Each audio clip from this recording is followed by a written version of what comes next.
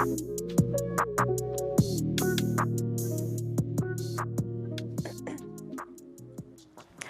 à toutes et à tous, mon nom est Loane Valzer et je suis ravie de vous retrouver, chers viewers, dans 33 tours. Vous nous suivez en direct depuis le studio de l'IUT de Saint-Dié-des-Vosges pour cette première édition de notre nouvelle émission culturelle qui a pour but de mettre en avant les événements culturels vosgiens. Ensemble, nous partirons à la découverte des actualités culturelles locales afin de parcourir notre ravissante région. Puis nous parlerons des chants corses avec une interview exclusive en plateau de Monsieur Gagné, chargé de communication de l'Orchestre de Saint-Dié. Il nous fera découvrir les coulisses d'un concert, mais tout de suite, je vous propose de faire le tour de l'actualité locale vosgienne qui se plonge en ce début d'année dans le monde du spectacle. La célèbre humoriste Anne Romanoff s'est produite le 11 janvier à Thaon-les-Vosges. Son spectacle L'expérience de la vie porte un regard narquois et joyeux sur les transformations de notre société post-Covid. Comportement, métier ou relations amoureuses, vous avez croisé une coach américaine en relation et avez entendu une version revisitée des contes de fées. Les blagues de l'humoriste ont su apporter le sourire aux spectateurs et elles seront de retour lors de ses prochains spectacles dans le Grand Est, le 16 février à Colmar et le 3 mai à Metz. Voici un petit extrait. Moi j'ai une belle-sœur, elle est à fond sur les prix, elle m'a expliqué, elle m'a dit je vais te faire une formation parce que c'est compliqué. Elle m'a amené devant le rayon lessive, elle m'a montré une boîte de lessive, elle m'a dit qu'est-ce que tu vois? J'ai dit c'est 18,95 €. Elle me dit combien il y a de boules de lessive? J'ai dit il y en a 26. Elle me dit calcule le prix de la boule. Elle me dit sauf que là regarde, tu vois le deuxième produit, la boîte elle est plus chère, mais le deuxième il a 40%, donc on va prendre 2 boîtes. Donc on aura combien de boules? Ben, j'ai dit on aura 72 boules en 2 boîtes. Elle me dit calcule le prix de la boule.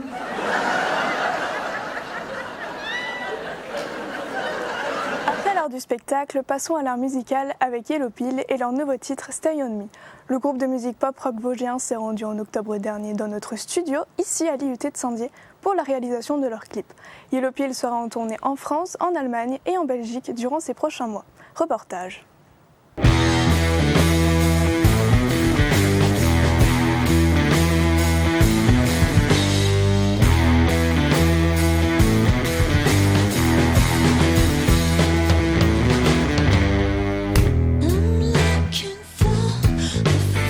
Alors, le groupe Yellow Pill, ça a commencé comme un duo, Julie et moi-même, auquel on a voulu rajouter nos copains. Thierry au clavier, Jean-Jacques à la basse et Arnaud à la batterie. Le groupe existe depuis 3 ans, si je ne dis pas de bêtises. Comment il est né? Il est né de notre rencontre, tout simplement. Exactement.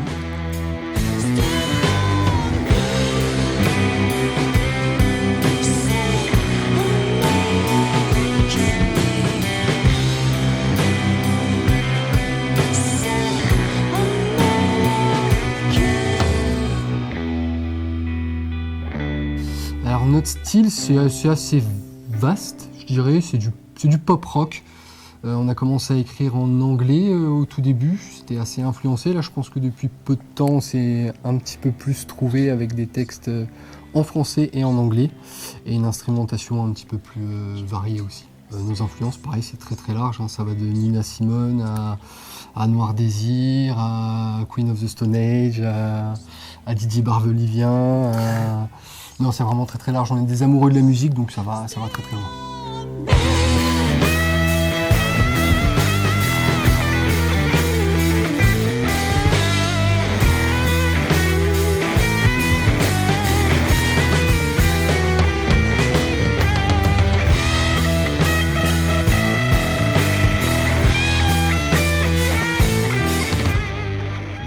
Le futur.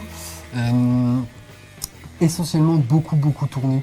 On aime le live, on aime ce que ça nous fait et ce que ça fait de notre musique.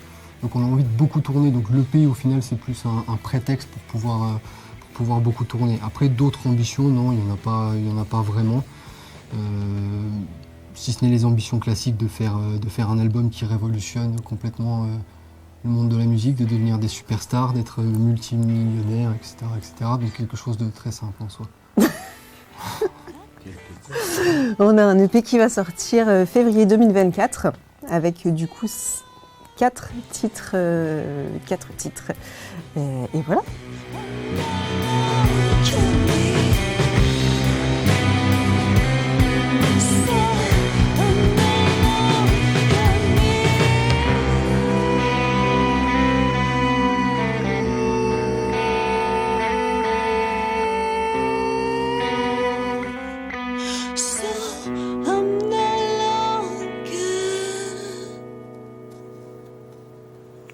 printemps s'invite plutôt que prévu à Saint-Denis-des-Vosges avec les chanteurs d'oiseaux et leur nouveau concert intitulé Syrinx, un rêve d'envol. Jean Boucaud et Johnny Rass excellent dans l'art du chant. Ils ont développé leurs compétences vocales au point de pouvoir reproduire des chants d'oiseaux. Cette représentation offre un répertoire dominé de sonorités de volatiles des 5 continents qui sont peut-être à l'origine de la musique humaine et du chant. Accompagné des vases siffleurs, flûtes de pan et plumes du condor et d'autres flûtes anciennes, ce concert-spectacle évoque les civilisations précolombiennes. Les oiseaux occupaient une place tutélaire auprès des chamans et ils sont à retrouver le 4 février prochain à la place Georges Trémouille de Saint-Dié. L'art de la science, c'est tout un art. C'est le sujet principal de la conférence théâtralisée L'affaire Vermeer, quand la science sauve le faussaire, présentée par Emmanuel Bouzy. L'enseignant-chercheur de l'Université de Lorraine est venu représenter sa pièce à l'IUT de Saint-Dié en présence des étudiants. Oui, c'est Chagall. Hein, ça semble être un Chagall. Eh bien non, c'est un postiche. Je suis enseignant-chercheur et je travaille dans le domaine de l'imagerie scientifique et puis de caractérisation des matériaux, essentiellement métalliques. Et j'ai toujours été intéressé pour faire connaître un peu mon métier au grand public. Et il m'a dit, écoute, j'ai un projet, j'aimerais bien que tu y participes. Il me l'a présenté et j'ai accepté pour vivre une expérience différente de ce que je vis d'habitude. Une conférence théâtralisée, c'est une pratique qui commence à se développer. C'est la conférence scientifique d'Emmanuel Bouzy. À partir de là, il demande du théâtre. Donc les contraintes, c'est de faire de ce matériau de base, en le préservant, du théâtre. Les personnages, souvent on les choisit soi-même. On dit, bah tiens, je préfère jouer ça que ça. Là, je n'avais pas le choix. Et donc les contraintes ne sont pas les mêmes. Et ça, pour moi, c'est une expérience importante et nouvelle. En fait, pour vraiment les intéresser, j'avais pris l'histoire d'un faussaire qui est fameux. C'est comme ça que m'est venue l'idée du spectacle. Mais à partir de ce personnage de faussaire et de travail sur une biographie de ce faussaire, d'en faire du théâtre également. C'est-à-dire qu'on a parfois quitté les nécessités de la science et bousculé les codes du théâtre. Moi, ce qui m'intéresse, c'est de trouver des espaces de liberté. J'essaye de regarder le personnage que j'incarne. Et c'est dans ce sens qu'il faut aussi être sincère. Sur scène, il y a de la liberté, il y a de la joie et on aimerait la partager avec les spectateurs. Début février, la ville de Saint-Dié s'apprête à accueillir le groupe de musique LIG à l'espace Georges Sadoul. Le trio, principalement connu pour son medley de hits en version acoustique paru en août 2015, se compose de 3 artistes utilisant le chant, la percussion et le violoncelle. Dans le cadre de leur concert, les chanteuses dévoileront les musiques de leur nouvel album Volume 2. Voici quelques extraits.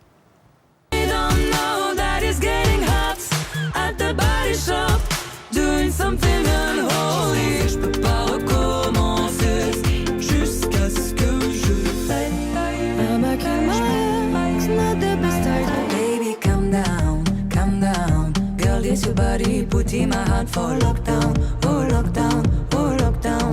In this world, it's just us. You know it's not that... Comme chaque année, l'IUT de Saint-Dié ouvrira ses portes samedi 10 février. Une occasion à ne pas manquer puisque les futurs étudiants auront l'opportunité de découvrir les différentes formations. Les objectifs des caméras DMMI, les lignes de code des infos et les pièces mécaniques des jeux d'USI seront à disposition durant cette journée d'orientation.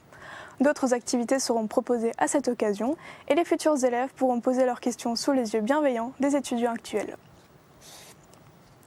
En ce début d'année 2024, le théâtre de Saint-Dié-des-Vosges est mis à l'honneur avec la troupe Métamorphose. La pièce humoristique La Surprise met en scène un PDG malhonnête et un gentil retraité intègre dans un combat de moralité. Elle a été créée en 1999 par Pierre Sauville et sera interprétée le samedi 27 janvier à l'espace François Mitterrand. Pour émerveiller le public, lors de cette soirée repas théâtre, l'espace se transformera en une véritable salle de spectacle. Nous allons à présent accueillir notre invité spécial, mais juste avant, une courte pause. A tout de suite.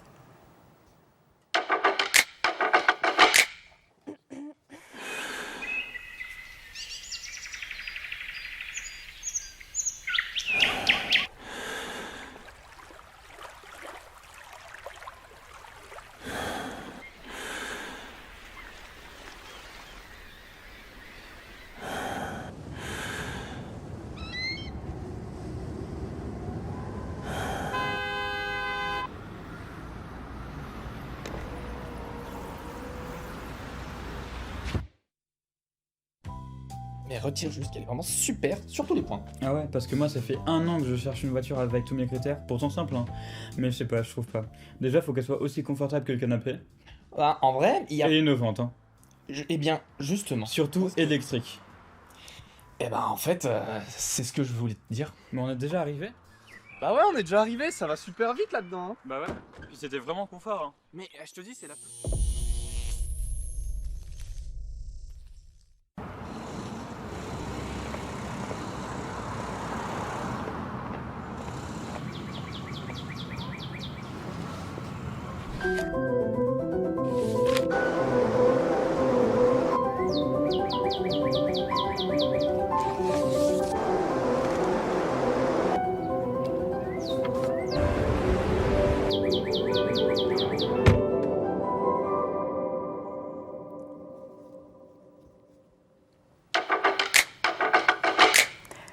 Nous sommes de retour dans 33 tours et je suis avec Pierre, notre chroniqueur. Nous accueillons notre invité du jour, Romain Gagné, qui est chargé de communication à l'orchestre de Saint-Dié.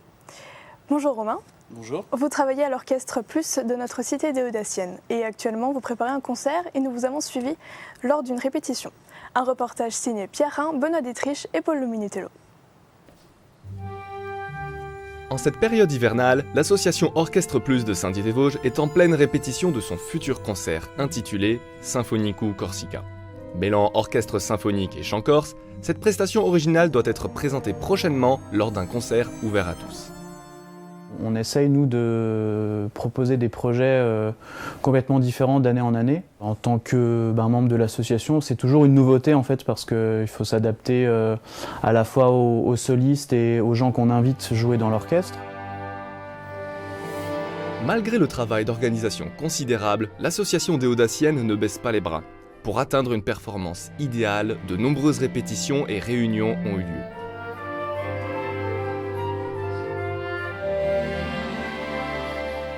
Alors là, c'est un projet un peu particulier. Il a été initié par Stéphane Escoms. On a des horizons différents, on a des attentes différentes. C'est ça qui est enrichissant et c'est d'arriver à faire relier un pont entre deux cultures, entre deux pratiques, entre deux forces aussi, parce qu'il y a un effectif énorme, mais qui est au service d'une musique corse. Et on a aussi un effectif corse qui est beaucoup plus réduit, mais qui est le porteur de son histoire, de ses textes, de ses chansons et d'un héritage. Donc ça fait des dimensions énormes sur lesquelles on peut jongler et travailler.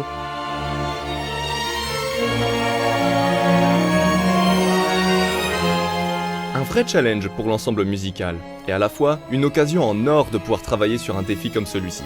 Sinfonicou Corsica rend hommage à Petru Gelfucci, un chanteur-compositeur ayant participé à l'histoire musicale de sa région, la Corse.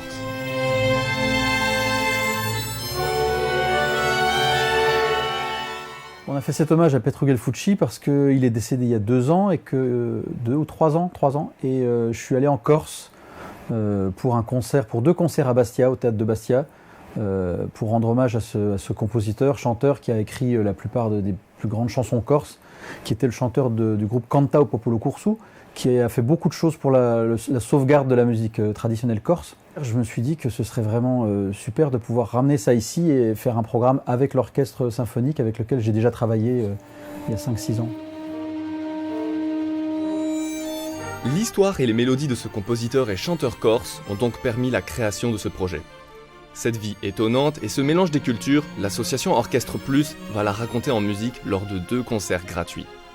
Ces rendez-vous auront lieu le 27 janvier à 20h et le 28 janvier à 16h à l'espace Georges Sadoul de Saint-Dié-des-Vosges.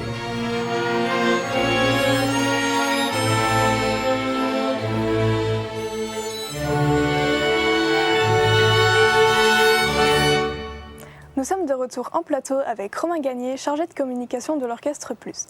À mes côtés, Pierre, notre chroniqueur. Est-ce que Pierre, tu peux nous présenter l'harmonie plus en détail ? Alors oui. Plongeons dans le récit musical de l'association Orchestre Plus de Saint-Dié-des-Vosges. Alors, cette coalition existe depuis que l'orchestre symphonique a vu le jour en 2014. Car oui, l'association réunit 2 orchestres de la ville des Hauts-Daciennes. Le symphonique, créé donc en 2014, et l'harmonique, qui lui existe depuis maintenant plus de 110 ans. Pour simplifier, la naissance de l'association découle de la création de l'orchestre symphonique pour mieux coordonner les 2 orchestres sous une seule et même direction artistique et associative. Au cœur de cet ensemble musical réside une valeur essentielle, la diversité. Un mélange de générations, d'horizons culturels et sociaux où se mêlent amateurs passionnés et professionnels du conservatoire. Et c'est cette richesse-là qui constitue l'essence même de l'association. Parmi les moments mémorables, je peux citer les concerts au Québec, lors de la Toussaint en 2019, demeurant gravés dans les mémoires de l'ensemble orchestral. Ces voyages ont été marqués par des échanges enrichissants avec une chorale locale offrant des instants musicaux ressentis d'une rare intensité. Ainsi, depuis 10 ans, l'association Orchestre Plus de Saint-Dié-des-Vosges poursuit son chemin musical, façonné par la richesse de ses expériences et de ses musiciens, tout en cultivant le partage, la diversité et évidemment la passion pour la musique. Bonjour Romain.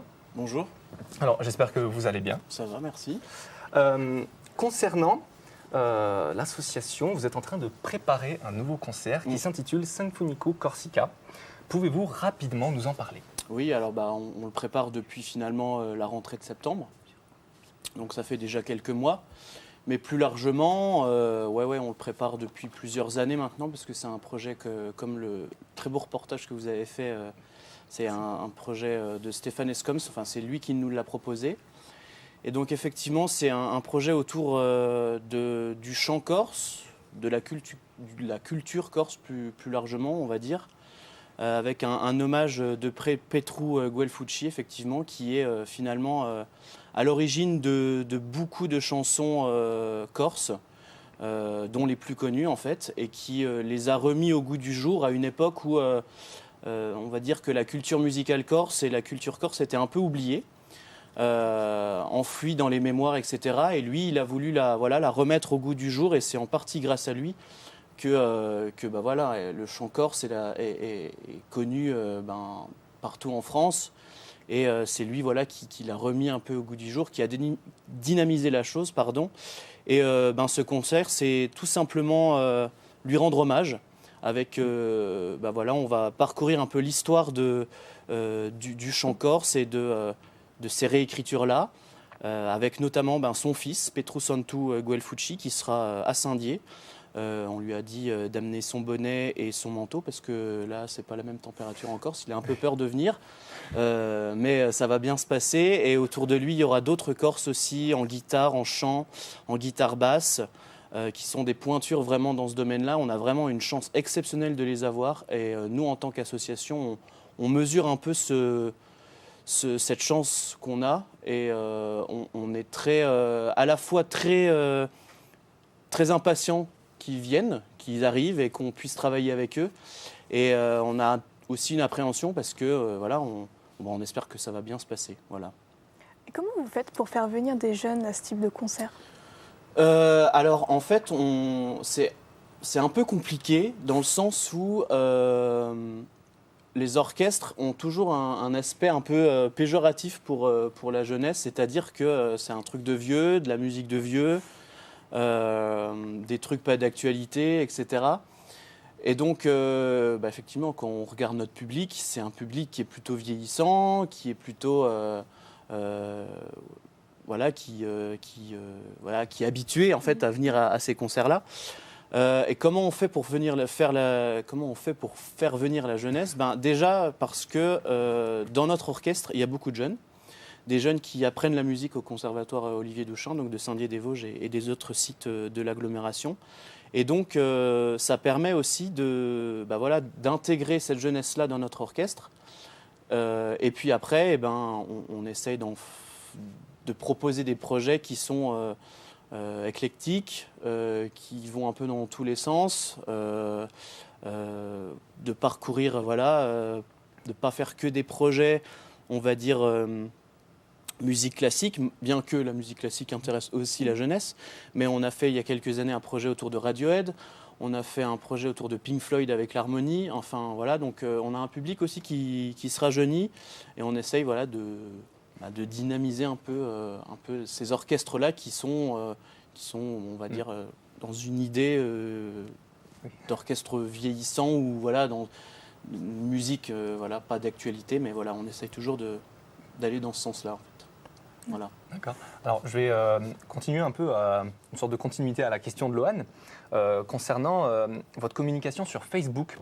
Parce que assez récemment, vous êtes apparu du coup dans un article de Vosges Matin et on voulait savoir en fait si ça arrive de manière assez régulière, ce genre d'intervention.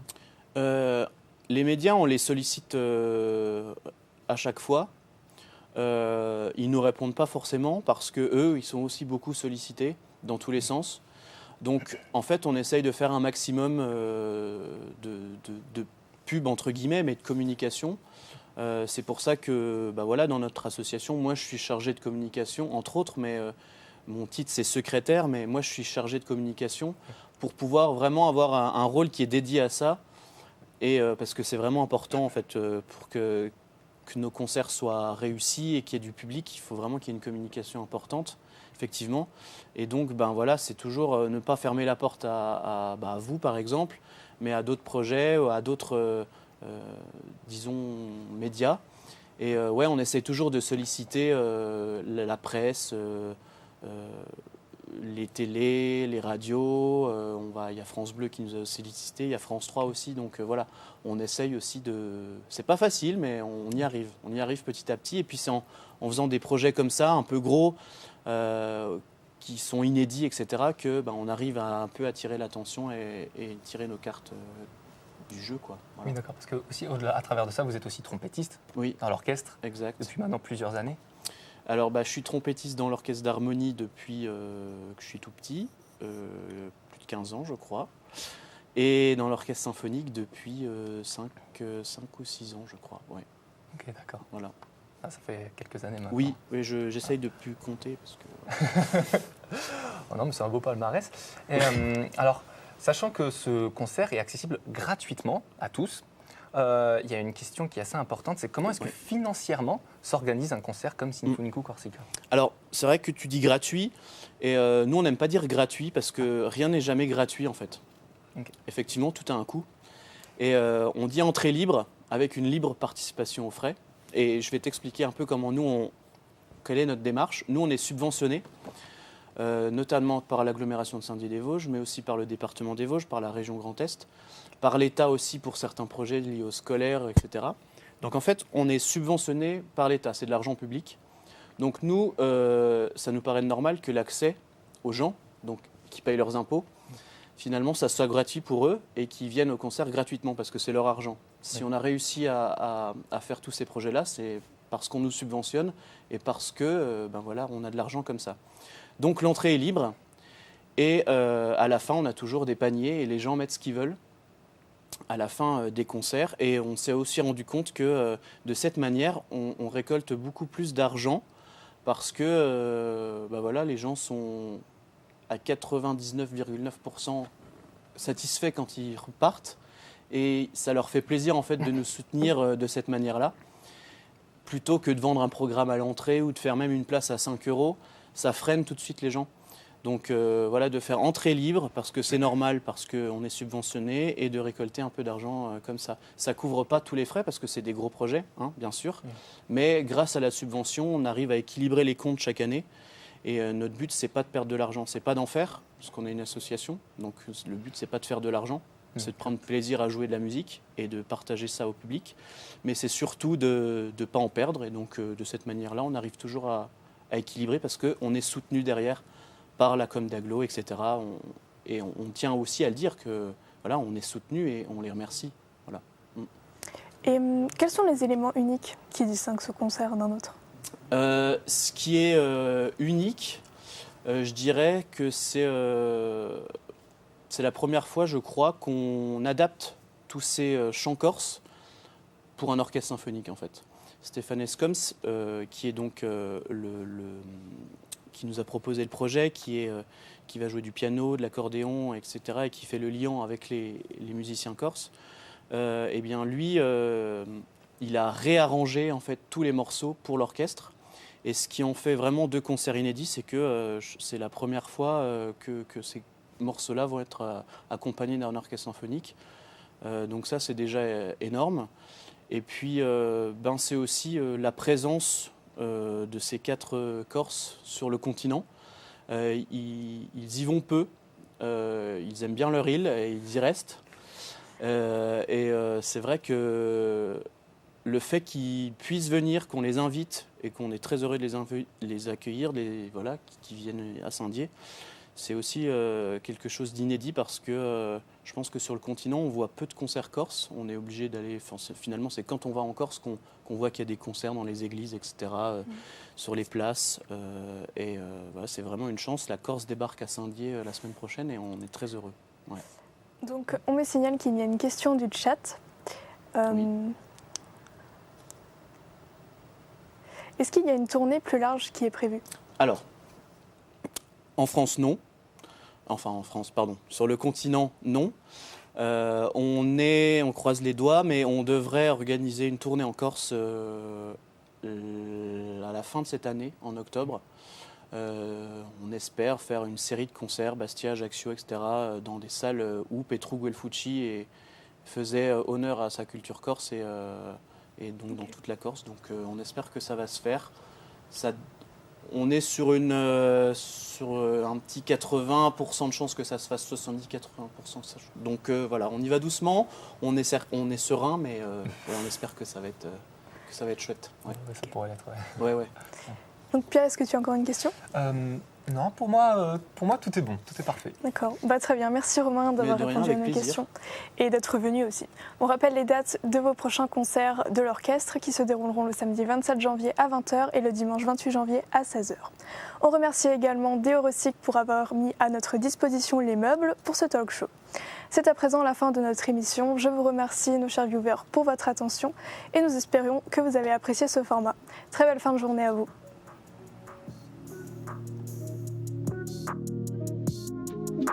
Thank you.